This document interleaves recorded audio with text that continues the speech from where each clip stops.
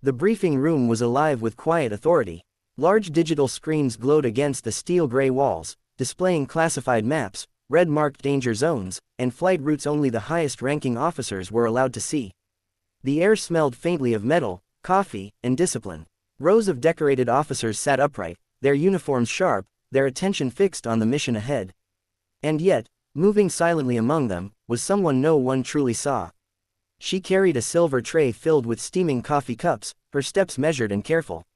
Her uniform was simple, almost forgettable, designed that way. She kept her eyes lowered, not out of fear, but out of habit. In rooms like this, invisibility was safety. People spoke freely when they believed no one important was listening. She passed a colonel without a glance from him. A major brushed past her chair without apology. To them, she was just another civilian contractor, another background figure whose presence barely registered. If she disappeared tomorrow, no one in the room would remember her face. But her body remembered things her job description never mentioned. Her shoulders stayed squared, her posture was too disciplined for someone serving coffee. Her fingers adjusted the cups with precision, always steady, never shaking. A faint scar curved along her wrist, usually hidden beneath her sleeve. Her eyes, though lowered, constantly tracked reflections in the glass walls, exits, movement, angles. Years of training did not fade easily. On the main screen, a flight path crossed hostile airspace. She paused for half a second longer than necessary, her gaze lifting just enough to recognize the pattern. A quiet exhale escaped her lips. It was a dangerous route. She knew the wind currents there. She had flown through them before, when survival depended on instinct rather than orders. A voice at the table laughed, dismissing the risk. Another officer spoke with confidence, unaware of the silent correction forming in her mind. She wanted to speak, wanted to warn them. She didn't. Instead, she placed another cup on the table and stepped back into the shadows. She was trained to lead. She was trained to protect. But today, she was trained to disappear. As she reached the far end of the room, the heavy door opened. Boots echoed sharply against the floor, slow, deliberate, commanding. The room fell silent in an instant. The Admiral had arrived, and without knowing it, the briefing room was seconds away from discovering that the woman serving coffee was never meant to be invisible at all. The Admiral's presence cut through the room like a blade. Conversation stopped mid-sentence. Every officer straightened instinctively as his boots echoed across the polished floor. He did not rush. He never did. Authority followed him without effort, heavy and absolute. The woman with the coffee tray felt it before she saw him. Her spine stiffened. Her breathing slowed. Old instincts, long buried, rose to the surface. She shifted the tray slightly, positioning it so it wouldn't obstruct movement, something no one had trained a server to do. The Admiral's eyes scanned the room, taking in the screens, the officers, the projected flight paths. His expression remained unreadable. Then he frowned. Not at the data, not at a mistake on the map, but at something out of place. At her. She was halfway between two rows when his gaze locked onto her silhouette. He studied her longer than necessary. His eyes narrowed, not in suspicion, but in recognition. "Hold the briefing," he said. The room froze. She stopped walking. The tray felt heavier in her hands now. 100 eyes shifted, confused, irritated, then curious. No one understood why the Admiral was looking at a coffee server. He took one step closer. "Why?" he asked slowly, his voice calm but dangerous, as call sign, "Raven 1 serving coffee in my briefing room." The words hit like a shockwave. Silence crashed down, thick and suffocating. A pen slipped from someone's fingers and clattered loudly against the floor. Another officer's jaw tightened, faces drained of color as the name echoed in their minds. Her grip loosened. The tray slipped from her hands, cups shattering as they hit the floor, coffee spreading across the tiles like spilled ink. But she barely noticed. Her body moved before her thoughts could stop it. She stood straight, feet together, shoulders back. She snapped into a perfect salute. "Yes, sir," she said, voice steady, controlled, unmistakably military. A ripple of disbelief swept through the room. The Admiral exhaled slowly, as if confirming something he already knew. "At ease," he said softly. No one else breathed. Raven 1 lowered her hand, eyes forward, no trace of apology on her face. The server was gone. In her place stood a pilot, disciplined, composed, dangerous. The Admiral turned to the officers, his voice colder now. "Gentlemen," he said, "you are currently discussing a mission half of you wouldn't have survived, if not for her." And in that moment, The briefing room understood it had been standing in the presence of a legend without ever realizing it. The room remained frozen long after the Admiral's words faded. No one spoke. No one moved. The shattered cups on the floor seemed insignificant compared to the weight now pressing against every officer's chest. Raven 1 stood still, eyes forward, jaw clenched. She had not heard her call sign spoken aloud in years. Not like this. Not in front of people who had once written her off as expendable. The Admiral turned toward the main screen and tapped the control panel. A new image appeared, grainy footage from a night mission. A single jet cutting through darkness, missile trails lighting the sky like brief flashes of truth. 3 years ago, he began, this mission went sideways.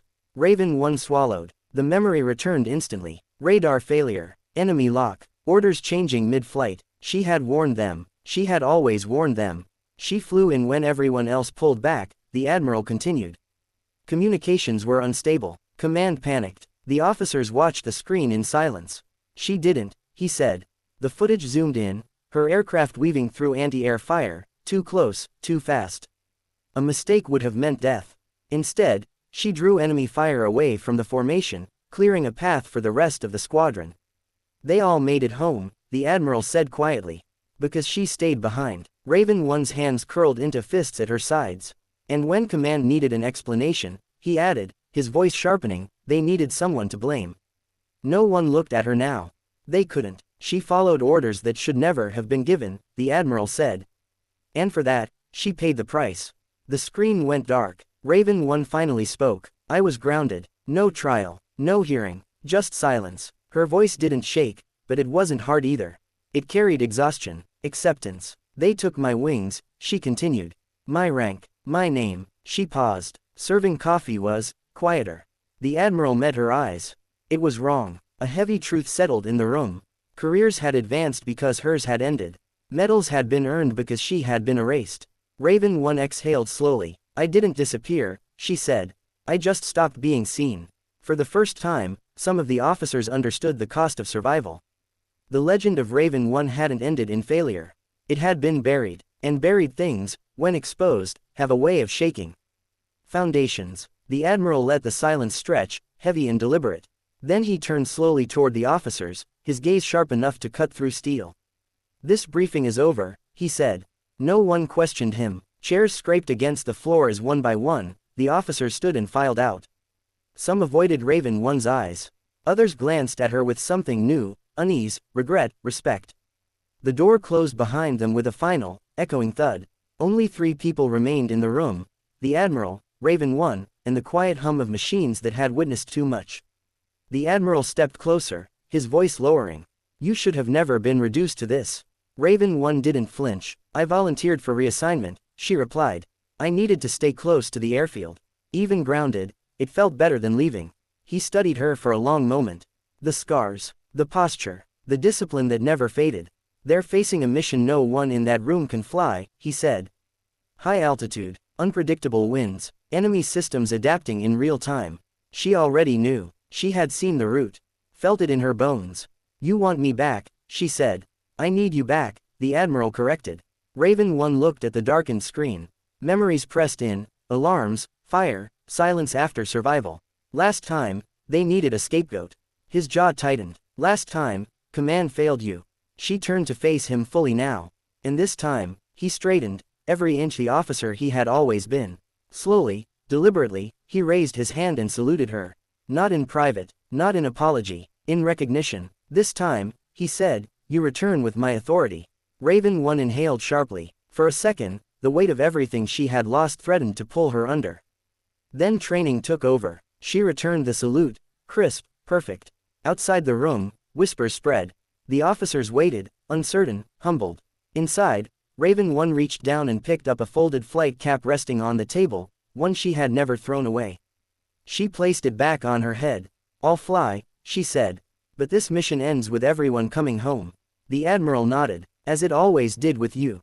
The door opened. Raven 1 walked out, not as a server, not as a ghost of the past, but as a pilot whose wings had finally been returned.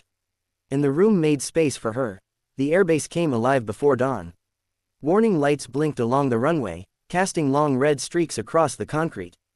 Ground crews moved with urgency, their voices sharp through headsets. Engines were being prepped, fuel lines disconnected, final checks cleared. Something important was happening, everyone could feel it.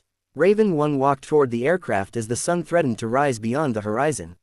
Her flight suit fit like it always had, as if time itself had been waiting for her to return. Each step echoed with memory. This wasn't nostalgia, this was purpose. The jet waited at the end of the runway, sleek and lethal, painted with a faded insignia she had once worn with pride. She placed her gloved hand against the hull, closing her eyes for a brief moment. "Missed you," she whispered. She climbed into the cockpit with practiced ease. Systems powered on, lights flickering to life around her. The world narrowed to instruments, oxygen, and calm focus. For the first time in years, everything made sense again. "Control tower," a voice crackled through her headset, hesitant but steady. "Raven 1, do you copy?" A pause. Then her voice, calm, familiar, unbreakable. "Copy that," she replied. "Raven 1 is airborne." The jet roared forward, tires screaming against the runway before lifting cleanly into the sky. Below, officers watched in silence. Some stood at attention, others removed their caps. Up above, the sky welcomed her like an old ally. The mission unfolded fast. Enemy systems adapted. Winds shifted violently, exactly as she had predicted. She adjusted without hesitation, flying not just by data, but by instinct earned through survival. "Formation, stay on me," she commanded. "I'll draw the lock." Missile alerts flared. She didn't panic. She smiled. One by one, her squadron cleared the danger zone. Then she pulled hard, climbing through hostile fire, escaping just as alarms went silent. "All units," control tower called, voice breaking with relief. "Confirm status." Raven 1 exhaled. "All birds accounted for. Bringing them home." Cheers erupted across the base. When she landed, the runway lights burned brighter than before. The Admiral waited at the tarmac. This time, there was no silence. There was applause. Raven 1 removed her helmet and looked out at the people who had once forgotten her. She didn't need medals. She didn't need apologies. The sky knew her name. And it always would.